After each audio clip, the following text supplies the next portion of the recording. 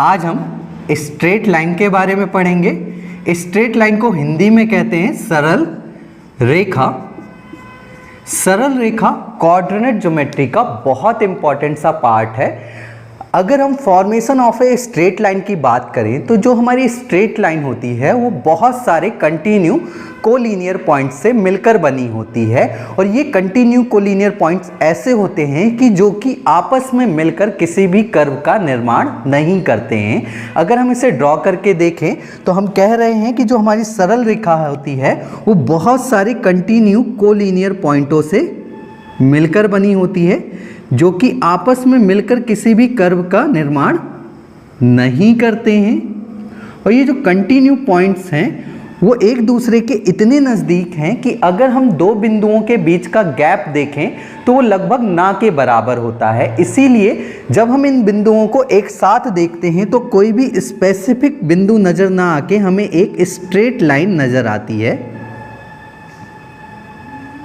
इसलिए हम कह सकते हैं कि सरल रेखा में, स्ट्रेट लाइन में बहुत सारे बिंदु उपस्थित होते हैं। अगर हम इसकी डेफिनेशन की बात करें सरल शब्दों में तो हम कह सकते हैं it is a collection of continue collinear points who is not making any curve. क्या कहा हमने? It is a collection of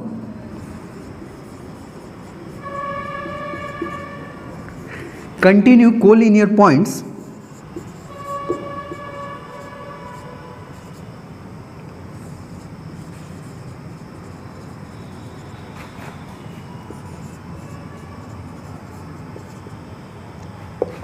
who is not making any curve।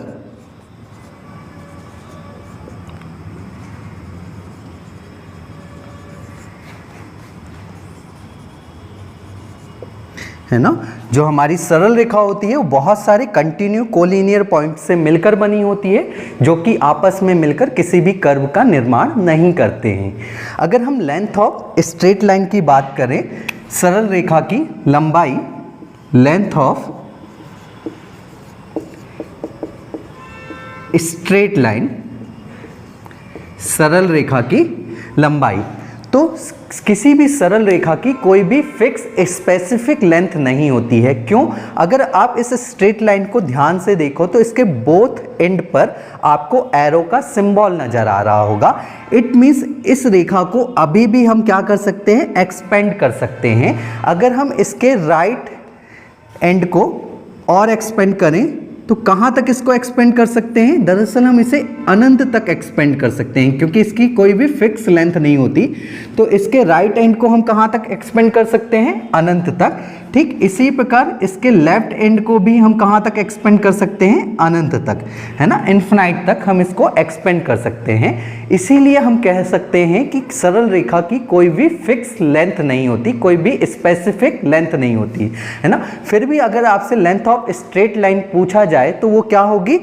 Infinite होगी, है ना। किसी भी सरल रेखा की जो लंबाई होगी वो क्या होगी? अनंत होगी। बट कुछ क्वेश्चनों में आपको लेंथ ऑफ स्ट्रेट लाइन मिलेगी, एक स्पेसिफिक लेंथ मिलेगी। तो दरअसल वो लेंथ ऑफ स्ट्रेट लाइन ना होके लेंथ ऑफ लाइन सेगमेंट होता है। तो लाइन सेगमेंट क्या होता है उसके बारे में जानते हैं। तो नेक्स्ट पॉइंट है लाइन सेगमेंट। नाम से ही पता चल रहा होगा, हिंदी में इसे कहते हैं रेखाखंड। रेखाखंड ये पूरी की पूरी रेखा ना होके उस रेखा का एक सब पार्ट होता है, उसका एक खंड होता है। तो जैसे मान लीजिए हमारे पास ये एक रेखा है और इस रेखा को का कोई पार्ट ले लें, है ना। मान लेते हैं यहाँ से एक पॉइंट ये ले लेते हैं और एक पॉइंट ये ले लेते हैं। तो ये जो इन दो बिंदुओं के बीच की जो दूरी है वो क्या होगी? वो इस रेखा को हम क्या बोलेंगे? लाइन सेगमेंट बोलेंगे। और इस लाइन सेगमेंट की पर्टिकुलर लेंथ होगी, है ना, क्योंकि एक फिक्स लेंथ है, इसको हम बढ़ा नहीं सकते, है ना। तो अगर आपको किसी क्वेश्चन में लेंथ ऑफ लाइन मिलती है तो दरअसल लेंथ ऑफ लाइन ना होके वो लाइन सेगमेंट की लेंथ होती है। क्लियर है?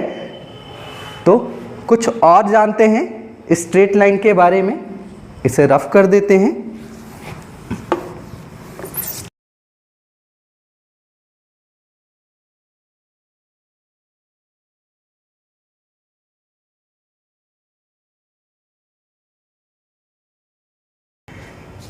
नेक्स्ट पॉइंट है हमारा इंक्लिनेशन। इंक्लिनेशन को हिंदी में कहते हैं झुकाव।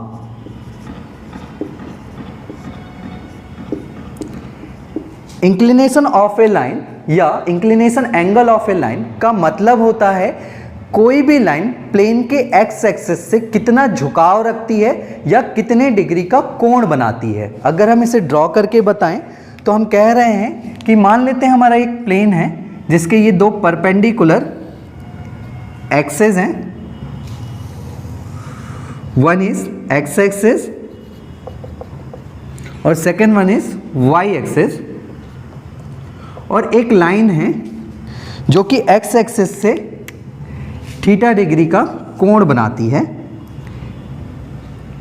इट मीन्स ये जो एंगल होगा वो क्या होगा, थीटा डिग्री होगा। तो ये हम कह सकते हैं कि ये लाइन जो है वो एक्स एक्सिस से कितना इंक्लाइंड है, थीटा डिग्री इंक्लाइंड है। इट मीन्स हम कह सकते हैं कि ये जो थीटा है वही हमारा क्या है, इंक्लिनेशन ऑफ ए लाइन है।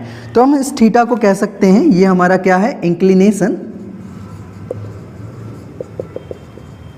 ऑफ ए लाइन या inclination angle of a line, दोनों ही हम इसको कह सकते हैं। तो अगर हम बात करें इसकी डेफिनेशन की तो हम कह सकते हैं inclination of a line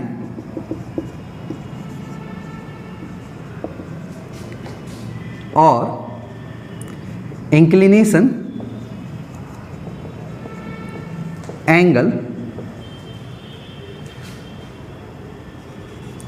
of a line is an angle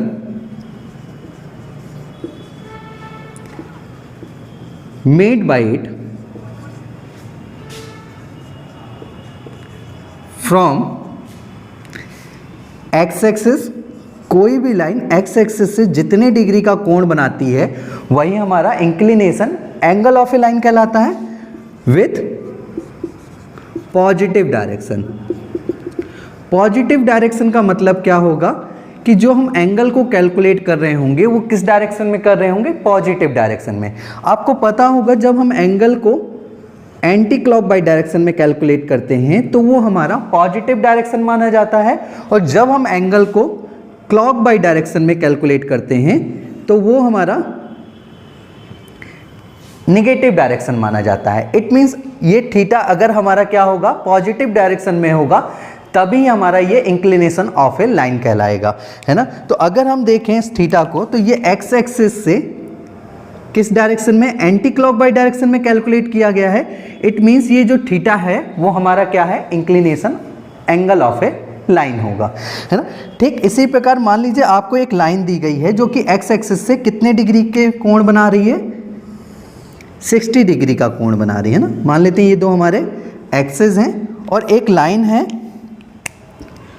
जो कि एक्स एक्सिस से 60 डिग्री के कोण पर है ना।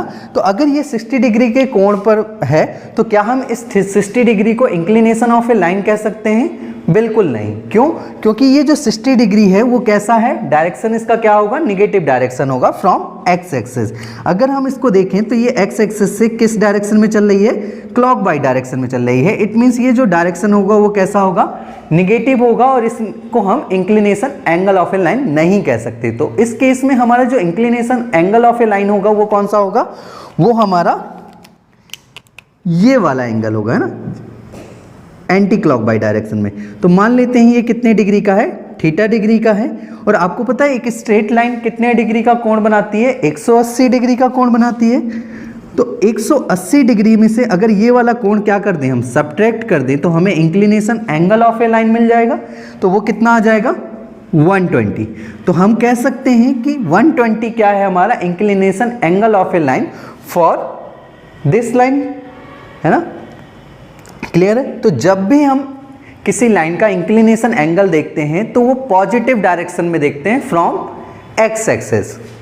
ठीक है, इस इंक्लिनेशन में आपको एक स्पेशल केस मिलेगा जिसमें आपको बोला जाता है क्वेश्चन में equally inclined with both axes, है ना, इक्वली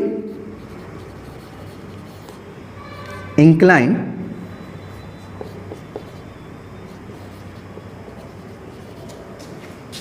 फ्रॉम बोथ एक्सेस, है ना। जब कोई लाइन इक्वली इंक्लाइंड होती है दोनों ही अक्षों से, तो उस लाइन को हम क्या कहते हैं, इक्वली इंक्लाइंड, है ना। इट मीन्स हमारी जो लाइन होगी वो दोनों ही अक्षों से एक समान डिग्री के एंगल पर होगी। तो मान लेते हैं हमारे ये दो परपेंडिकुलर एक्सेस हैं। अगर ये परपेंडिकुलर एक्सेस हैं तो इसका मतलब क्या है, दोनों ही एक्सेस एक दूसरे से कितने डिग्री के कोण पर होंगे, 90 डिग्री पे होंगे। और अगर इससे कोई लाइन इक्वली इंक्लाइंड है, इट मीन्स वो लाइन कितने डिग्री का कोण बना रही होगी, दोनों ही एक्सेस से 45 डिग्री का। तो अगर हम एक लाइन ड्रॉ करें जो कि दोनों ही एक्सेस से 45 डिग्री पर हो, तो वो लाइन क्या होगी, ये वाली लाइन होगी। ये एंगल कितने का होगा, 45 डिग्री का होगा, और ये एंगल भी कितने का होगा, 45 का। तो इट मीन्स हम कह सकते हैं ये जो लाइन है वो हमारी कैसी लाइन है, इक्वली इंक्लाइंड लाइन है। और इक्वली इंक्लाइंड लाइन दोनों अक्षों से 45 डिग्री का कोण तो बना रही होगी, एक समान कोण तो बना रही होगी, और साथ ही वो लाइन कहाँ से गुजर रही होगी, हमारे ओरिजिन से होकर गुजर रही होगी। क्लियर है। बट क्या यही एक लाइन है जो दोनों ही अक्षों से इक्वली इंक्लाइंड है, बिल्कुल नहीं। एक और लाइन है जो कि दोनों ही अक्षों से क्या होगी, इक्वली इंक्लाइंड होगी। तो वो लाइन कौन सी होगी, आपकी ये वाली लाइन होगी। ये वाली लाइन को आप देखोगे तो ये वाई एक्सिस से कितने डिग्री के एंगल पे है, 45 डिग्री पे है। और यहाँ से अगर हम ये वाला एंगल देखें तो ये भी कितने डिग्री का है, 45 डिग्री का है। तो हम कह सकते हैं हमारी ये वाली जो लाइन है वो भी क्या है, हमारी इक्वली इंक्लाइंड है। बट इन दोनों ही लाइनों का हमारा इंक्लिनेशन एंगल अलग अलग होगा। तो अगर हम फर्स्ट वाली लाइन का इंक्लिनेशन एंगल बोलें तो वो क्या होगा, 45 डिग्री होगा। बट अगर आप सेकेंड वाली लाइन का इंक्लिनेशन एंगल देखिए तो पॉजिटिव डायरेक्शन में हम एक्स एक्सिस से कैलकुलेट करेंगे। इट मीन्स ये जो एंगल होगा वो हमारा क्या होगा, इंक्लिनेशन एंगल होगा, और ये कितने के बराबर होगा, 135 डिग्री के। इट मीन्स अगर हमारे केस में कभी भी इक्वली इंक्लाइंड का केस आए तो उस केस में हमारी दो लाइन ड्रॉ होंगी, और दोनों ही लाइन कहाँ से होके गुजर रही होंगी, ओरिजिन से। बस उनका इंक्लिनेशन एंगल क्या होगा, अलग अलग होगा। एक का 45 डिग्री होगा और एक का 145 डिग्री होगा। क्लियर है। तो इसे रफ कर देते हैं।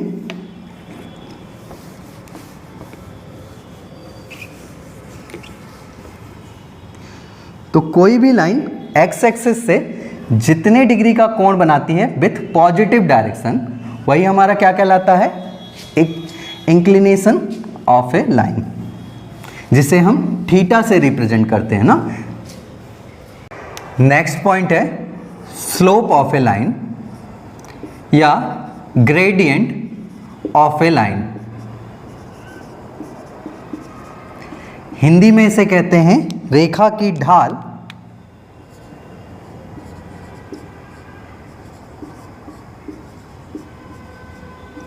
या रेखा की प्रवणता।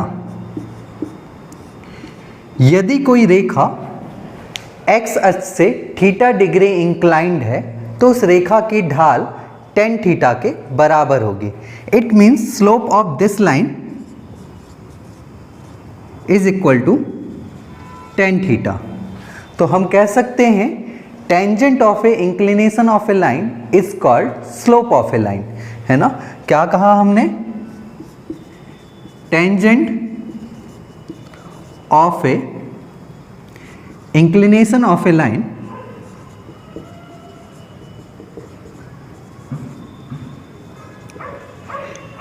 Is slope of a line. तो हम कह सकते हैं स्लोप ऑफ दिस लाइन क्या होगा, is a slope equal to tan theta, where theta is a inclination of a line, है ना। और स्लोप को हम जनरली m से डिनोट करते हैं, तो m बराबर हमारा क्या होगा, tan थीटा। तो हम कह सकते हैं कि इस लाइन की जो स्लोप होगी, इस रेखा की जो ढाल होगी, वो किसके बराबर होगी, tan थीटा के, जहां थीटा हमारा क्या है, inclination angle of a line, है ना।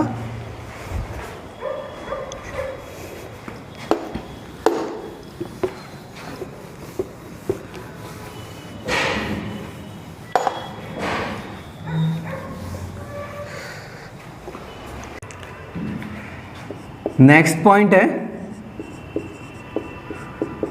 Position of a line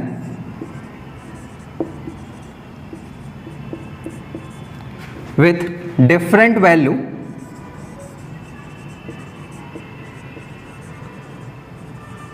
of A slope. किसी भी लाइन की स्लोप की वैल्यू को देखकर हम उस लाइन की पोजीशन को इजीली आइडेंटिफाई कर सकते हैं, क्योंकि slope of a line is equal होता है टेन थीटा के। अगर हमें किसी क्वेश्चन में टेन थीटा की वैल्यू गिवन है, इट मीन्स हम वहां से थीटा को इजीली आइडेंटिफाई कर सकते हैं, और जो थीटा होता है वो हमारा inclination angle of a line होता है। इट मीन्स थीटा की वैल्यू को देखकर हम लाइन की पोजीशन को इजीली आइडेंटिफाई कर सकते हैं कि हमारी लाइन एक्स एक्सिस से कितने डिग्री इंक्लाइंड है। इसलिए हम कह सकते हैं कि स्लोप की वैल्यू को देखकर हम लाइन की पोजीशन को इजीली आइडेंटिफाई कर सकते हैं कि हमारी लाइन एक्स एक्सिस से कितने डिग्री इंक्लाइंड पर है। सो डिफरेंट स्लोप की वैल्यू को हमने कुछ पार्ट में कैटेगराइज किया है, ताकि हम स्लोप की वैल्यू को देखकर डायरेक्टली लाइन की पोजीशन को आइडेंटिफाई कर सकें। तो एक एक करके हम उनके बारे में डिस्कस करते हैं। फर्स्ट केस है हमारा when slope of a line is greater than 0, है ना। इसका मतलब क्या है, जो स्लोप ऑफ ए लाइन है वो कैसा हो, अगर पॉजिटिव वैल्यू हो, then inclination angles belongs to 0 to 90 degree. It means आपके जो लाइन का इंक्लिनेशन एंगल होगा उस केस में क्या होगा, 0 से 90 डिग्री के बीच में होगा। इट मीन्स जो आपकी लाइन होगी वो एक्स एक्सिस से एक्यूट एंगल पर होगी, है ना। जो आपका इंक्लिनेशन एंगल होगा वो कैसा होगा, एक्यूट एंगल होगा। उसकी फोटो कुछ इस तरीके से नजर आ रही होगी, है ना। सेकंड केस है आपका when slope of a line is less than 0। It means जो आपकी स्लोप की वैल्यू होगी, अगर उस लाइन की निगेटिव वैल्यू है, इट मीन्स आपका जो इंक्लिनेशन एंगल होगा वो बिलोंग्स करेगा 90 to 180 डिग्री। इट मीन्स जो आपकी स्लोप की लाइन होगी वो एक्स एक्सिस से ऑब्ट्यूज एंगल बना रही होगी, अधिक कोण बना रही होगी, और उसकी फोटो कुछ इस तरीके से नजर आ रही होगी, है ना। और थर्ड केस में होगा when slope of a line is equal to 0। It means m की वैल्यू अगर 0 है तो इंक्लिनेशन एंगल भी कितने का होगा, 0 का होगा। इट मीन्स आपकी लाइन एक्स एक्सिस को कट नहीं कर रही होगी। वो तभी होगा जब वो एक्स एक्सिस के या तो ओवरलैप हो या तो पैरेलल हो। तो इसकी फोटो कुछ आपको इस तरीके से नजर आ रही होगी। ये आपका एक्स एक्सिस है, तो अगर आपका इंक्लिनेशन एंगल 0 का है, इट मीन्स आपकी लाइन एक्स एक्सिस के कैसे है, पैरेलल है ना। तभी तो इंक्लिनेशन एंगल क्या होगा, 0 का होगा। आपकी लाइन कहीं कट ही नहीं कर रही होगी, तो कोई एंगल क्रिएट ही नहीं हो रहा होगा। उस केस में आपका स्लोप ऑफ ए लाइन क्या होगा, 0 होगा। और फोर्थ केस क्या होगा, जब when m is equal to undefine, आपकी स्लोप को हम डिफाइन ही ना कर पाए। वो तभी होगा जब angle of a inclination is equal to कितने डिग्री का हो, 90 डिग्री का हो। 90 डिग्री के केस में आपकी जो स्लोप होगी वो अनडिफाइन होगी। अगर हम इसकी फोटो बना के देखें तो वो कुछ इस तरीके की होगी, है ना। मान लेते हैं ये आपकी लाइन है और ये कितने डिग्री के एंगल बना रही है, 90 डिग्री का बना रही है। आपको पता होगा ये अनडिफाइन क्यों हो रही है, क्योंकि किसी भी लाइन की अगर आप स्लोप देखें तो यहाँ पे हमें स्लोप दिख रही होगी। स्लोप का मतलब क्या होता है, ढाल। तो यहाँ पे आपको ढाल दिख रही होगी, यहाँ पे भी आपको ढाल दिख रही होगी, यहाँ पे आपको कोई ढाल नहीं दिख रही होगी। इसलिए कितना है, ढाल बराबर 0 है। बट 90 डिग्री को आप ढाल नहीं कह सकते, वो तो सीधा सीधा वर्टिकल लाइन है। तो इस डिग्री को हम क्या कह सकते हैं, ढाल नहीं कह सकते। इसलिए यहाँ पे ढाल की जो वैल्यू होगी, स्लोप ऑफ ए लाइन होगी, वो क्या होगी, अनडिफाइन होगी। क्लियर है। तो ये 4 केस होते हैं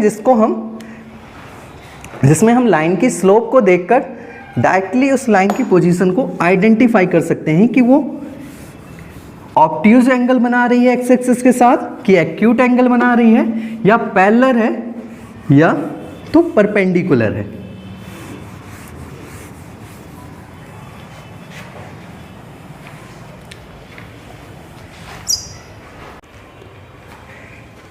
नेक्स्ट पॉइंट है slope of a line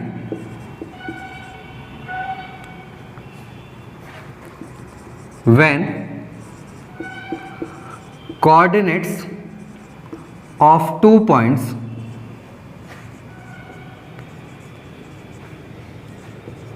on a line are given। जब किसी रेखा में उपस्थित दो बिंदुओं के निर्देशांक दिए गए हों तो उस रेखा की ढाल क्या होगी। हमें पता है किसी भी रेखा की जो ढाल होती है वो बराबर होती है tan थीटा के। हम कह सकते हैं slope of any line is equal to tan theta.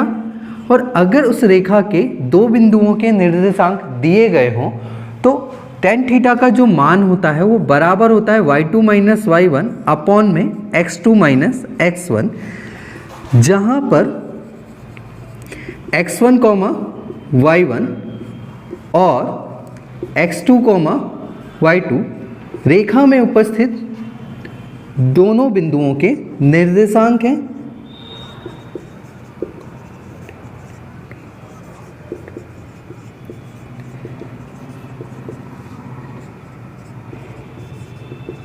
है ना। तो हम कह सकते हैं यदि किसी रेखा में उपस्थित दो बिंदुओं के निर्देशांक x1, y1 और x2, y2 हैं तो उस रेखा की जो ढाल होगी वो बराबर होगी y2 माइनस y1 अपॉन में x2 माइनस x1 के। अगर हम इसे ड्रॉ करके बताएं तो मान लेते हैं हमारे पास एक रेखा है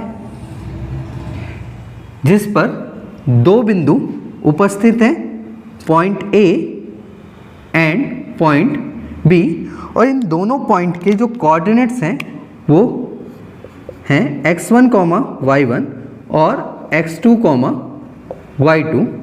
और ये जो रेखा है वो x एक्सिस से थीटा डिग्री इंक्लाइंड है।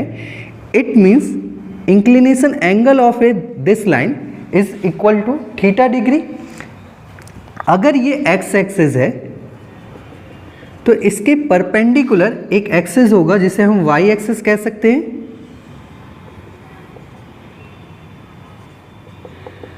अगर हम पॉइंट A से x एक्सिस के एक पैरेलल लाइन ड्रॉ करें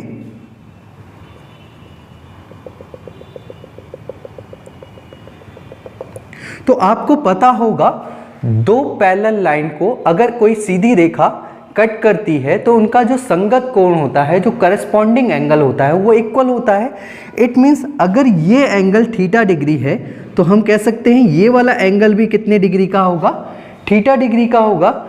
अगर हम इन दोनों पॉइंट A, पॉइंट B से दो प्रोजेक्शन ड्रॉ करें x एक्सिस के परपेंडिकुलर, तो हमें पता है इस प्रोजेक्शन की जो लेंथ होती है वो इनके y कोऑर्डिनेट के बराबर होगी।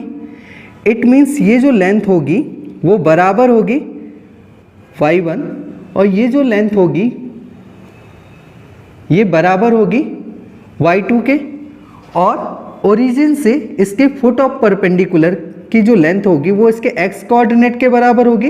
इट मीन्स दिस वन जो होगी वो x1 होगी और length of this one is equal to x2 होगी। और ये जो एंगल होगा वो कितने डिग्री का होगा, 90 डिग्री का। तो अगर हम इस पॉइंट को पॉइंट C कहें तो हम कह सकते हैं ट्रायंगल ACB जो है वो एक राइट एंगल ट्रायंगल है जिसका ये तो हमारा बेस होगा और ये हमारा परपेंडिकुलर होगा। क्लियर है। तो अगर हम इस ट्रायंगल में tan थीटा कैलकुलेट करें तो हमें पता है tan थीटा जो बराबर होता है वो होता है परपेंडिकुलर अपॉन में बेस के। अगर हमें परपेंडिकुलर और बेस की वैल्यू पता चल जाए, लेंथ पता चल जाए, तो हम इस ट्रायंगल से tan थीटा कैलकुलेट कर सकते हैं। तो अगर हम बेस की लेंथ को कैलकुलेट करें तो जो बेस होगा हमारा वो हमारे इसके इक्वल होगा, है ना। तो अगर हम इस पूरी लेंथ से x2 से x सब्ट्रैक्ट कर दें तो हमें बेस मिल जाएगा, तो बेस हमारा बराबर होगा x2 माइनस x1 के। और ठीक इसी प्रकार अगर हम परपेंडिकुलर को कैलकुलेट करें फॉर दिस लाइन, तो इस पूरी लाइन में से अगर हम इस लेंथ को सब्ट्रैक्ट कर दें तो हमें परपेंडिकुलर मिल जाएगा। इट मीन्स हमारा जो परपेंडिकुलर होगा वो क्या होगा, y2 माइनस y1। तो हम कह सकते हैं फॉर दिस ट्रायंगल हमारा जो tan थीटा होगा वो बराबर होगा परपेंडिकुलर अपॉन में बेस के, और जो परपेंडिकुलर होगा उसकी लेंथ जो होगी वो क्या होगी, y2 माइनस y1, और जो बेस होगी उसकी लेंथ क्या होगी, x2 माइनस x1 के। तो हम कह सकते हैं tan थीटा बराबर होगा y2 माइनस y1 अपॉन में x2 माइनस x1 के। और जो tan थीटा होता है वही हमारा क्या होता है, स्लोप ऑफ ए लाइन होता है। तो हम कह सकते हैं यदि किसी रेखा के दो बिंदुओं के निर्देशांक दिए गए हों तो उस रेखा का जो स्लोप होगा वो बराबर होगा y2 माइनस y1 अपॉन में x2 माइनस x1, जहाँ पर x1 y1 और x2 y2 हमारे दो बिंदुओं के निर्देशांक हैं जो कि रेखा में उपस्थित हों। ठीक है, इसे रफ कर देते हैं।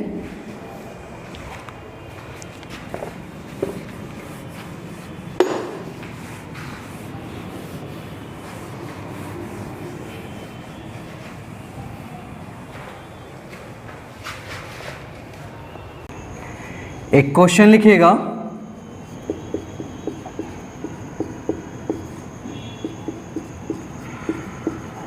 Find out the slope of a line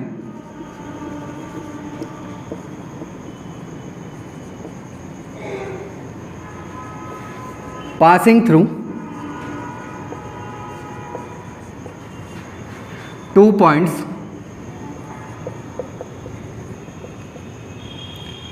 (3, -2) and -1, 4। Question में कह रहा है हमसे दो बिंदुओं से होकर गुजरने वाली रेखा की ढाल ज्ञात कीजिए, जो कि दो बिंदु हैं 3, -2 और -1, 4। तो दो बिंदुओं से होकर गुजरने वाली रेखा की जो ढाल होती है वो बराबर होती है y2 माइनस y1 अपॉन में x2 माइनस x1 के। तो हम कह सकते हैं slope of this line is equal होगा y2 माइनस y1 अपॉन में x2 माइनस x1 के, जहाँ पर x1, y1 और x2, y रेखा में उपस्थित दो बिंदुओं के निर्देशांक हैं जो कि इस क्वेश्चन में हमें दिए गए हैं। अगर हम इसे x1, y1 मान लें और इस पॉइंट को x2, y2 मान लें तो सिंपली इनकी वैल्यू पुटअप करके हम स्लोप को कैलकुलेट कर सकते हैं। तो स्लोप होगी हमारी y2 कितना है यहाँ पे 4 -2 अपॉन में -1 -3।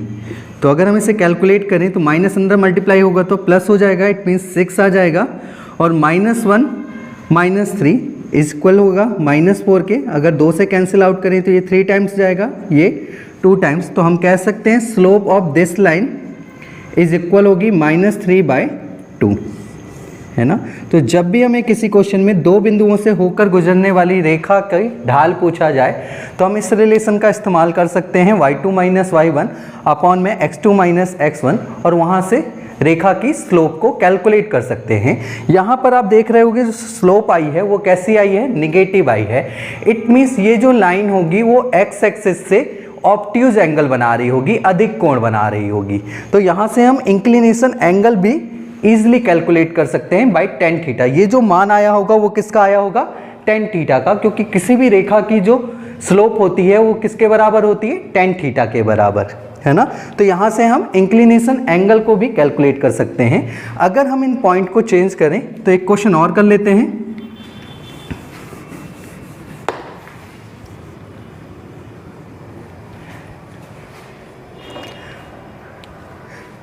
है ना, एक क्वेश्चन और लिखिएगा जिसके पॉइंट्स हैं 3, -2 एंड 7, -2। अभी भी हमारा क्वेश्चन वही है, दो बिंदुओं से होकर गुजरने वाली रेखा की ढाल ज्ञात कीजिए। ढाल हमें पता है क्या होगी, y2 माइनस y1 अपॉन में x2 माइनस x1, और इस केस में हमें जो पॉइंट के कोऑर्डिनेट्स दिए गए हैं वो दिए गए हैं -2 -2 अपॉन में 7 -3। तो अगर हम इसे कैलकुलेट करेंगे तो ये हो जाएगा, ये माइनस माइनस अंदर जाएगा तो प्लस हो जाएगा, तो -2 + 2 क्या हो जाएगा 0 अपॉन में 4। तो हम कह सकते हैं slope of this line is equal होगी 0 के, और जब किसी लाइन की स्लोप 0 होती है इट मीन्स वो लाइन क्या होगी, x एक्सिस के पैरेलल। तो हम कह सकते हैं जो रेखा इन दोनों बिंदुओं से होकर गुजर रही है वो x एक्सिस के कैसे होगी, पैरेलल होगी, है ना, क्योंकि इसकी स्लोप जो आ रही है वो कैसी आ रही है, 0 के इक्वल आ रही है। इट मीन्स इंक्लिनेशन एंगल जो होगा वो भी 0 होगा। इट मीन्स जो रेखा होगी वो x एक्सिस को कभी भी कट नहीं करेगी, वो तभी हो सकता है जबकि वो पैरेलल हो। नेक्स्ट पॉइंट है relationship between slope of two lines. यदि हम दो रेखाओं के बीच की बात करें तो दो रेखाओं के बीच दो ही प्रकार की कंडीशंस हो सकती है, या तो वह दो रेखाएं एक दूसरे को प्रतिच्छेद कर रही होंगी, इंटरसेक्ट कर रही होंगी, या तो वह दोनों रेखाएं एक दूसरे को इंटरसेक्ट नहीं कर रही होंगी। यदि दो रेखाएं एक दूसरे को इंटरसेक्ट नहीं करती हैं, प्रतिच्छेद नहीं करती हैं, ये तभी पॉसिबल है जब वह दोनों रेखाएं एक दूसरे के समांतर हों, क्योंकि हमें पता है दो समांतर रेखाएं कभी भी एक दूसरे को प्रतिच्छेद नहीं करती हैं।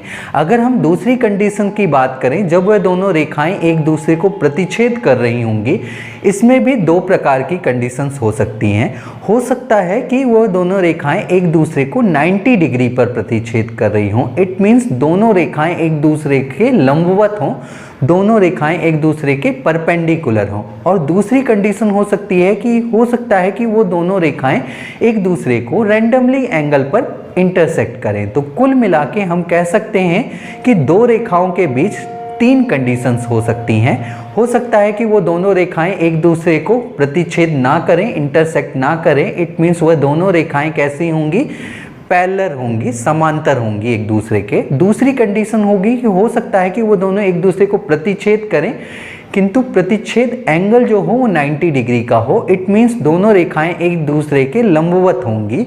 और तीसरी कंडीशन, जब वो दोनों रेखाएं एक दूसरे को रैंडम इंटरसेक्ट करें। तो इन तीनों ही कंडीशंस को एक एक करके हम डिस्कस करते हैं और इनके स्लोप के बीच का रिलेशन देखते हैं ना। तो एक एक करके इनके बारे में जानते हैं। सो फर्स्ट कंडीशन होगी जब दोनों रेखाएं एक दूसरे के समांतर होंगी, when two lines are parallel to each other. अगर दो रेखाएं एक दूसरे के समांतर हैं तो अगर हम इसे ड्रॉ करके दिखाएं तो मान लेते हैं हमारे पास एक प्लेन है जिसके दो परपेंडिकुलर एक्सेस हैं, वन इज एक्स एक्सेस और second one is Y axes, और इस पर दो रेखाएं हैं L1 फर्स्ट रेखा है जो एक्स एक्सिस से θ1 डिग्री इंक्लाइंड है। अगर इस रेखा की हम आपसे स्लोप पूछें तो इस रेखा की स्लोप मान लेते हैं m1 है, तो m1 बराबर होगा tan θ1 डिग्री के, क्योंकि इसका जो इंक्लिनेशन एंगल है वो कितने का है, θ1 डिग्री का है। और अगर एक दूसरी रेखा इसी के समांतर ड्रॉ करें L2 जो कि इससे θ2 डिग्री इंक्लिनेशन एंगल पर है, तो स्लोप ऑफ दिस लाइन हम कह सकते हैं कि m2 है और m2 बराबर होगा tan θ2 के, है ना। तो दोनों ही लाइनों की स्लोप क्या होगी, tan θ1 और tan θ2। अगर हम बात करें दो समांतर रेखाओं की, तो आपको पता होगा दो समांतर रेखाओं को जब एक तीसरी रेखा इंटरसेक्ट करती है तो उस तीसरी रेखा के द्वारा बनाए गए करस्पॉन्डिंग एंगल बराबर होते हैं। आप देख रहे होंगे L1 और L2 क्या हैं, समांतर रेखाएं हैं, और ये एक्स एक्सिस जो है वो आपकी एक तीसरी रेखा है जो इन दोनों को इंटरसेक्ट कर रही है। तो हम कह सकते हैं इस तीसरी रेखा के द्वारा बनाए गए जो करस्पॉन्डिंग एंगल होंगे वो क्या होंगे, बराबर होंगे। इट मींस θ1 और θ2 क्या होंगे, इक्वल होंगे। तो हम कह सकते हैं θ1 बराबर होगा θ2 के। अगर हम दोनों तरफ मल्टीप्लाई करते हैं tan का, तो tan θ1 इक्वल होगा tan θ2 के। और tan θ1 हमारी स्लोप है फर्स्ट लाइन की और tan θ2 स्लोप है हमारी सेकंड लाइन की। तो हम कह सकते हैं अगर दो लाइनें एक दूसरे के समांतर हैं तो उन दोनों रेखाओं के बीच का स्लोप जो होगा वो इक्वल होगा, m1 बराबर होगा m2 के, है ना। क्लियर है? रफ कर देते हैं इसे। तो जब दोनों रेखाएं एक दूसरे के समांतर होती हैं तो उनकी स्लोप क्या होती है, बराबर होती है। सेकेंड कंडीशन थी when two lines are perpendicular to each other, जब दो रेखाएं एक दूसरे को लंबवत प्रतिच्छेद करें। तो अगर हम इसे ड्रॉ करके दिखाएं आपको, तो मान लेते हैं ये हमारे प्लेन के दो परपेंडिकुलर एक्सेस हैं और इस पर दो रेखाएं हैं L1 और L2 जो एक दूसरे को 90 डिग्री पर इंटरसेक्ट कर रही हैं। तो मान लेते हैं ये हमारी रेखा L1 है जो कि x एक्सिस से α1 डिग्री इंक्लिनेशन एंगल पर है। इट मीन्स हम कह सकते हैं slope of this line is equal होगी m1 बराबर tan α1। और एक रेखा L2 है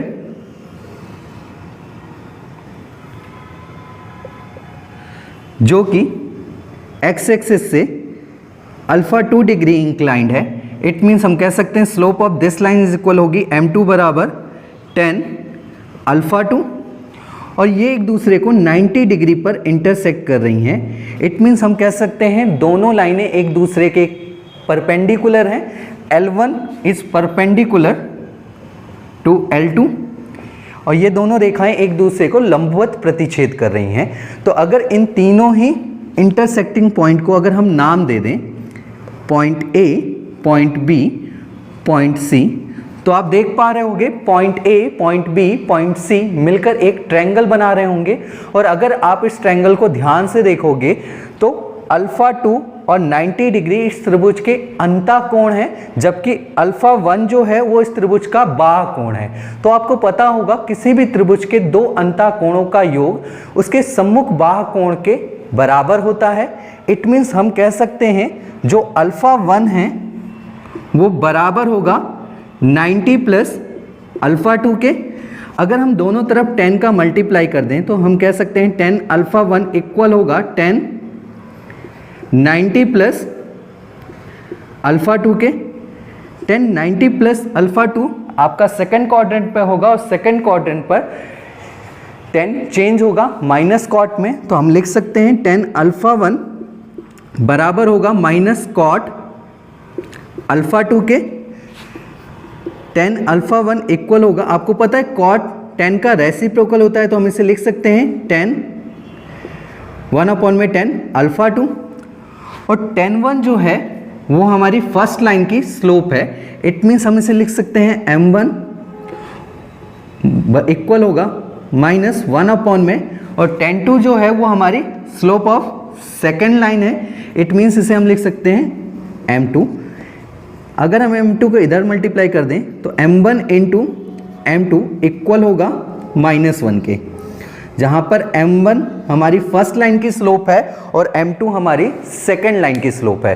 तो हम कह सकते हैं यदि कोई दो लाइनें एक दूसरे को लंबवत प्रतिच्छेद करें, एक दूसरे के परपेंडिकुलर हों, तो slope of first line multiply by slope of second line is equal होगी -1 के।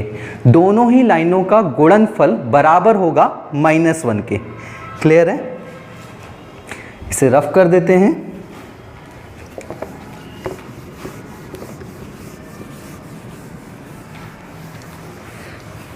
तो जब दो रेखाएं एक दूसरे को लंबवत प्रतिच्छेद करें या एक दूसरे से परपेंडिकुलर हों तो उस केस में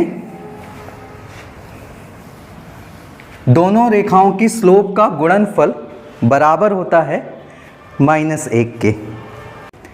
नेक्स्ट पॉइंट है एंगल्स बिटवीन टू लाइंस।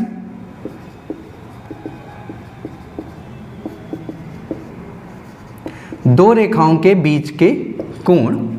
तीसरी कंडीशन थी जब दो रेखाएं एक दूसरे को रैंडमली इंटरसेक्ट करें।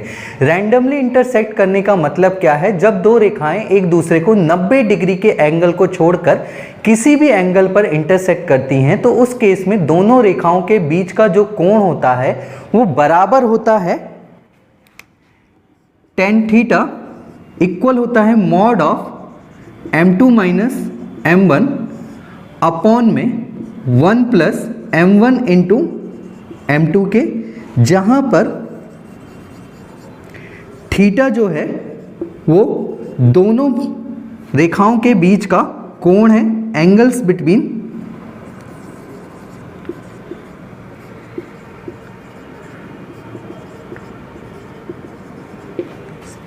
और m1 जो है वो स्लोप ऑफ फर्स्ट लाइन है,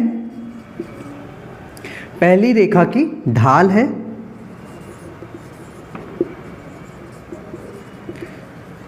और m2 जो है वो दूसरी रेखा की ढाल है।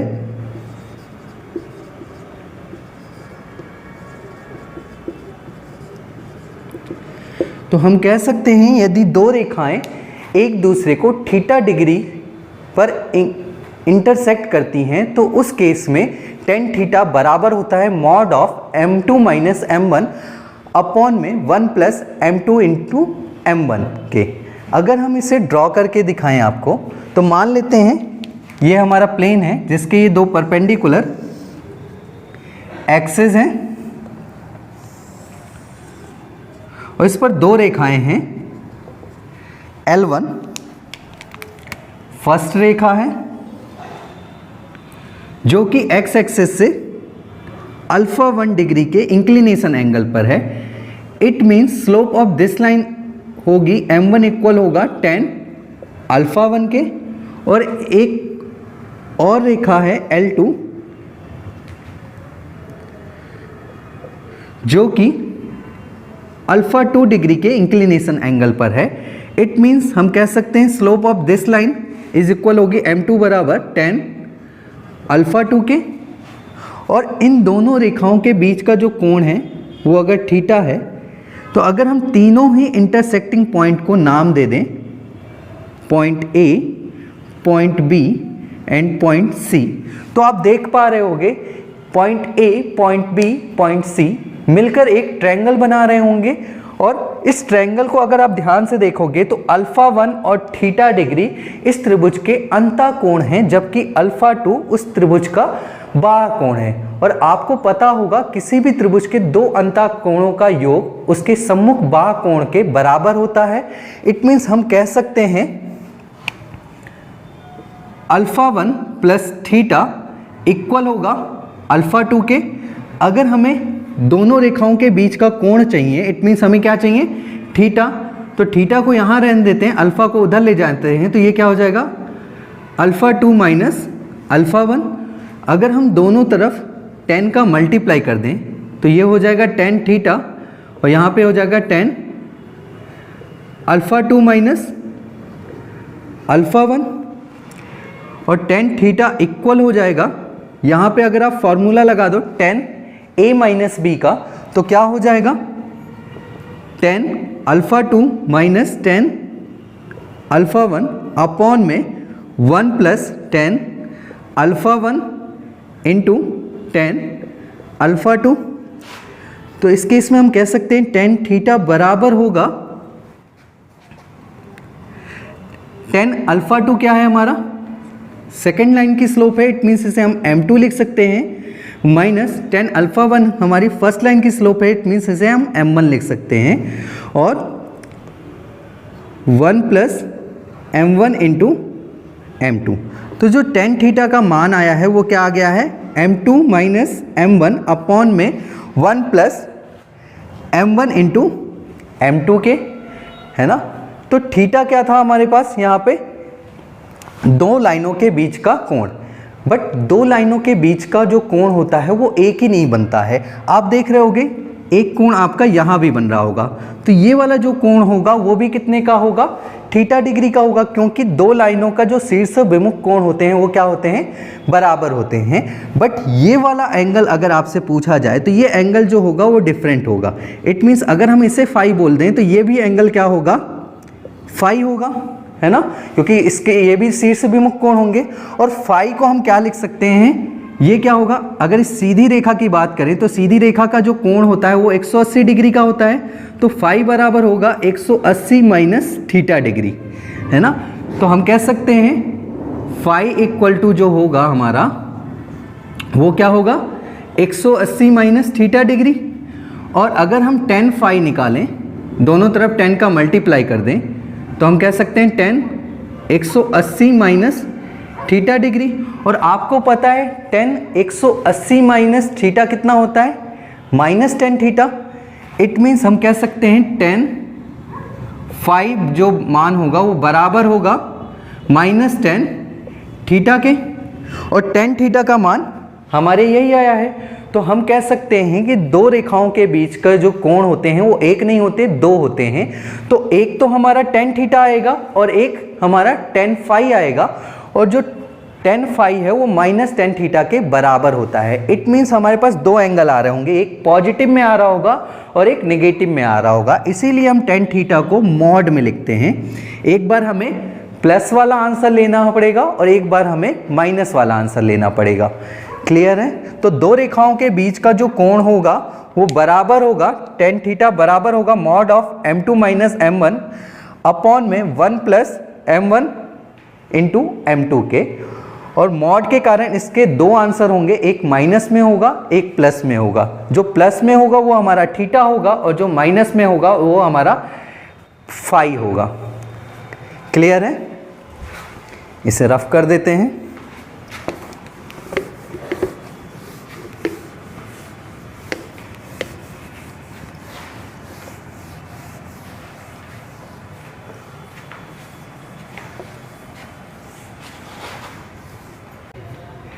नेक्स्ट पॉइंट है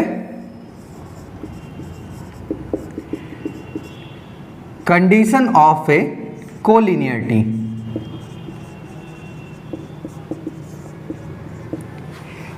यदि तीन या तीन से अधिक पॉइंट एक ही स्ट्रेट लाइन पे बिलोंग करते हैं तो वो सभी पॉइंट्स कोलिनियर पॉइंट्स कहलाते हैं। कोलिनियर पॉइंट्स को हमने पहले भी चेक किया था bye distance formula and bye area of triangle formula, but यहाँ पे हम कोलिनियर पॉइंट्स को स्लोप फॉर्म में चेक करेंगे। तो मान लेते हैं हमारे पास तीन पॉइंट्स हैं जो कि एक ही स्ट्रेट लाइन पे बिलोंग कर रहे हैं। इट मीन्स वो पॉइंट्स कैसे हैं, कोलिनियर पॉइंट्स हैं। तो हम मान लेते हैं हमारे पास एक स्ट्रेट लाइन है जिस पर तीन पॉइंट हैं, point A, point B and point C, और इन तीनों पॉइंट्स के जो कोऑर्डिनेट्स हैं वो हैं x1, y1, x2, y2 और x3, y3। तो हम कह सकते हैं slope of line A B equal होगी slope of line B C के, क्योंकि ये तीनों ही पॉइंट्स क्या हैं, एक ही रेखा में हैं, तो इनके जो स्लोप होगी वो एक बराबर होगी, है ना। तो हम कह सकते हैं ए बी की जो स्लोप होगी, दो बिंदुओं से होकर गुजरने वाली रेखा की स्लोप हमें निकालते आती है, क्या होती है y2 माइनस y1 अपॉन में x2 माइनस x1 के, और स्लोप ऑफ बी सी क्या होगा y3 माइनस y2 अपॉन में x3 माइनस x2 के। तो अगर ये दोनों स्लोप एक दूसरे के इक्वल आती हैं, इट मीन्स हमारे जो पॉइंट्स हैं, ये तीनों जो पॉइंट्स हैं वो क्या होंगे, कोलिनियर पॉइंट्स होंगे। तो कोलिनियर पॉइंट्स को हम तीन तरीकों से चेक कर सकते हैं, by distance formula, by area of triangle and by slope form. Slope form calculation में थोड़ा सा ईजी पड़ता है क्योंकि इसमें कैलकुलेशन थोड़ी सी कम होती है अदर वेज में, है ना। क्लियर है। तो अगर तीन पॉइंट्स कोलिनियर हैं, इट मीन्स उनकी जो स्लोप होगी वो इक्वल होगी।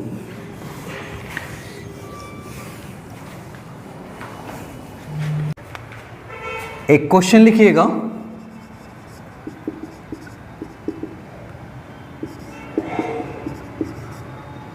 Find the value of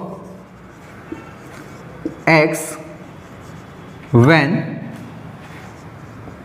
points x, -1, 2, 1 and 4, 5 are collinear. Question में हमसे कह रहा है x का मान ज्ञात कीजिए यदि बिंदु x, -1, 2, 1 और 4, 5 समरेख हैं, है ना। ये जो तीनों पॉइंट्स के कोऑर्डिनेट दिए गए हैं, अगर हम मान लेते हैं ये पॉइंट A के कोऑर्डिनेट हैं, ये पॉइंट B के कोऑर्डिनेट हैं और पॉइंट C के कोऑर्डिनेट हैं, और ये तीनों ही पॉइंट्स अगर कोलिनियर हैं तो हम कह सकते हैं slope of line AB equal होगा स्लोप ऑफ लाइन BC के, और दो बिंदुओं की जो स्लोप होती है वो क्या होगी, y2 माइनस y1 अपॉन में x2 माइनस x1। अगर हम इनकी स्लोप कैलकुलेट करें तो 1 माइनस 1 अपॉन में 2 माइनस x होगी, और अगर इन दोनों बिंदुओं की स्लोप कैलकुलेट करें तो हम कह सकते हैं 5 माइनस 1 अपॉन में 4 माइनस 2 होगी। माइनस अंदर मल्टीप्लाई होगा तो क्या हो जाएगा प्लस, तो 2 अपॉन में 2 माइनस x इक्वल होगी 4 अपॉन में 2। अगर इसे हम 2 से कैंसिल आउट करें तो ये 2 टाइम्स जाएगा, और इसे हम कैंसिल आउट करेंगे तो ये जाएगा। तो हम कह सकते हैं 2x बराबर होगा 1 के। इस 2 को अगर उधर ले जाएंगे तो माइनस x बराबर होगा 1 माइनस 2 के। इट मीन्स हम कह सकते हैं x बराबर होगा 1 के। तो x का मान यहाँ से कितना आ गया, 1। तो जब भी आपको कोलिनियर पॉइंट्स दिए जाएं तो आप दोनों की स्लोप को इक्वल करके वैल्यू को फाइंड कर सकते हो। क्लियर है?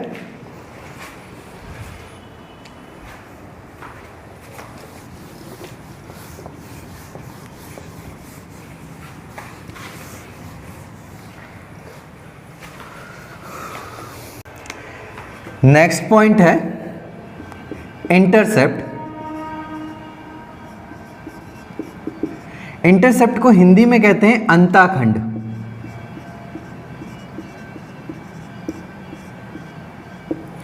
मूल बिंदु से अक्षों पर उपस्थित रेखा द्वारा प्रतिच्छेद बिंदु के बीच की दूरी को अंताखंड कहते हैं।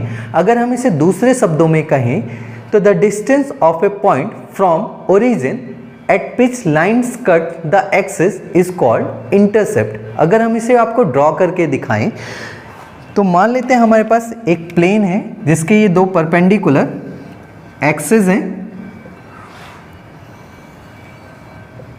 वन इज एक्स एक्सिस और second one is Y axis, और एक लाइन है जो इन दोनों ही एक्सिस को पॉइंट ए और पॉइंट बी पर इंटरसेक्ट करती है।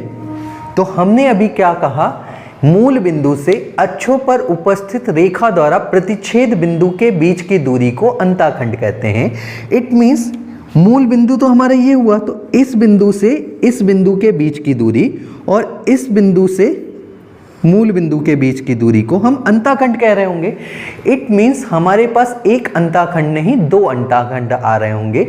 तो मूल बिंदु से एक्स अक्ष पे प्रतिच्छेद बिंदु के बीच की जो दूरी होगी उसे हम एक्स इंटरसेप्ट कहेंगे, एक्स अंताखंड कहेंगे।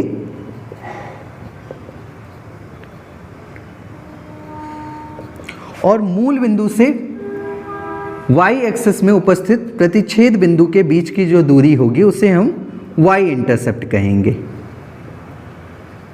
है ना। और y इंटरसेप्ट को ही हम इनिशियल ऑर्डिनेट भी कहते हैं।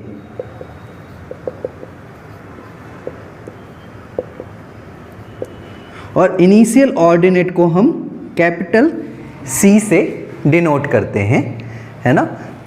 अगर हम मान लेते हैं पॉइंट A के जो कोऑर्डिनेट हैं वो क्या होंगे x, 0, और पॉइंट B के जो कोऑर्डिनेट होंगे वो होंगे 0, y, क्योंकि आपको पता है x एक्सिस पर y कोऑर्डिनेट क्या होता है, 0 होता है, और y कोऑर्डिनेट पर x कोऑर्डिनेट क्या होता है, 0 होता है। इट मीन्स जो लेंथ ऑफ x इंटरसेप्ट आएगी वो क्या होगी, x के बराबर होगी, और लेंथ ऑफ y इंटरसेप्ट होगी वो किसके बराबर होगी, y के बराबर होगी। तो अगर हम इसकी डेफिनेशन की बात करें तो हम कह सकते हैं the distance of A point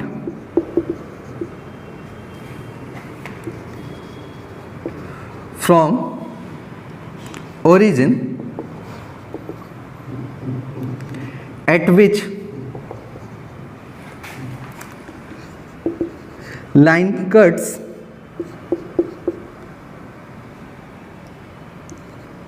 any axis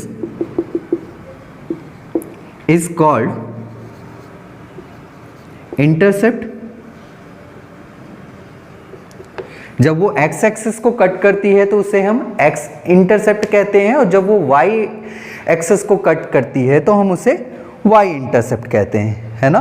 तो अगर हम कुछ एग्जांपल दिखाएं, कुछ फोटो दिखाएं, तो आप उनकी लेंथ को कैलकुलेट कर पा रहे होगे इंटरसेप्ट की।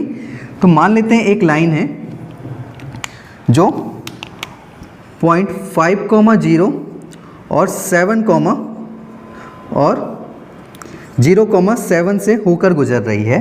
तो यहाँ पे जो x इंटरसेप्ट आएगा उसकी लेंथ होगी 5 के बराबर, और जो y इंटरसेप्ट होगा, जो इनिशियल ऑर्डिनेट होगा, उसकी लेंथ होगी 7 के इक्वल। जैसे मान लीजिए एक लाइन है जो कि ऐसे कट कर रही है, और ये जो पॉइंट हैं उसके जो कोऑर्डिनेट्स हैं वो हैं 3,0, और इस पॉइंट के जो कोऑर्डिनेट हैं वो 0,-2 हैं। तो इस केस में जो x इंटरसेप्ट होगा वो बराबर होगा 3 के, और जो y इंटरसेप्ट होगा, इट मीन्स इनिशियल ऑर्डिनेट जो होगा वो बराबर होगा -2 के। ठीक, इसी प्रकार अगर एक फ़ोटो और क्लिक करें ऐसे, ये वाला जो पॉइंट होगा वो अगर है -4,0, और ये जो पॉइंट है वो है 0,-3। तो इस केस में जो x इंटरसेप्ट की लेंथ आ रही होगी, लेंथ ऑफ x इंटरसेप्ट वो क्या होगी, -4, और लेंथ ऑफ y इंटरसेप्ट क्या होगी, -3 के। तो इंटरसेप्ट समझ में आया। इंटरसेप्ट मतलब क्या होता है, मूल बिंदु से अक्षों पर उपस्थित रेखा द्वारा प्रतिच्छेद बिंदु के बीच की दूरी को हम इंटरसेप्ट कहते हैं, अंतःखंड कहते हैं। क्लियर है, रफ कर दें इसे।